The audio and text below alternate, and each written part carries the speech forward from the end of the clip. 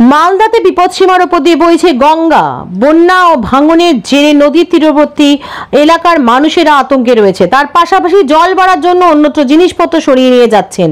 মহানন্দা নদীতে বাড়ছে জল। ইতিমধ্যে ইংরেজ বাজার পৌরসভার 8 নম্বর, 9 নম্বর, 12 নম্বর ও 13 নম্বর ওয়ার্ডের বেশ কিছু বাড়ি জলের তলায়। গঙ্গা তীরবর্তী এলাকায় সমস্ত রকম ব্যবস্থা নেওয়া হবে, এমনটাই আলোচনা মাধ্যমে জানালেন মালদার জেলাশাসক নিতিন সিংহারিয়া। মালদা থেকে সত্যম নিউজের বিশেষ রিপোর্ট, আপনাদের সঙ্গে আমি দুর্বা। বন্যা ভাঙন নিয়ে আজ মূলত কি আলোচনা হলো?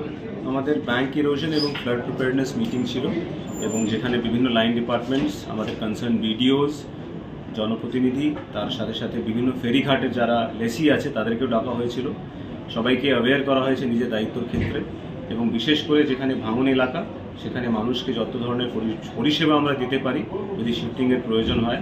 প্লাস ইরিগেশন দপ্তর থেকে অনেকগুলো মেজার্স নেওয়া হয়েছে, অনেকগুলো মেজার্স অনগোয়িংও আছে। যেখানে ভাঙন হচ্ছে আমরা চেষ্টা করব যাতে বন্যা পরিস্থিতি না হয়। এখন অবধি কোনো এলাকায় সেভাবে হয়নি, কিন্তু আমরা নজর রাখছি আর সব লাইন ডিপার্টমেন্টসকে ইনভলভ করছি, এখানে সব জনপ্রতিনিধিদের ইনভলভ করছি যাতে মানুষের কোনো অসুবিধা না হয়। স্যার, গঙ্গা নদীর তো জলস্ফীতি বেড়েছে স্যার। ইয়েস, গঙ্গা অলরেডি যে আছে ডেঞ্জার লেভেল থেকে উপরে আছে, আমরা নজর রেখেছি এবং যা যা অ্যাপ্রোপ্রিয়েট মেজার্স নেওয়া দরকার গঙ্গা পার্শ্ববর্তী যেগুলো এলাকাগুলো আছে সেখানে নেওয়া হচ্ছে। স্যার, আরেকটা বিষয়, ইংরেজ বাজার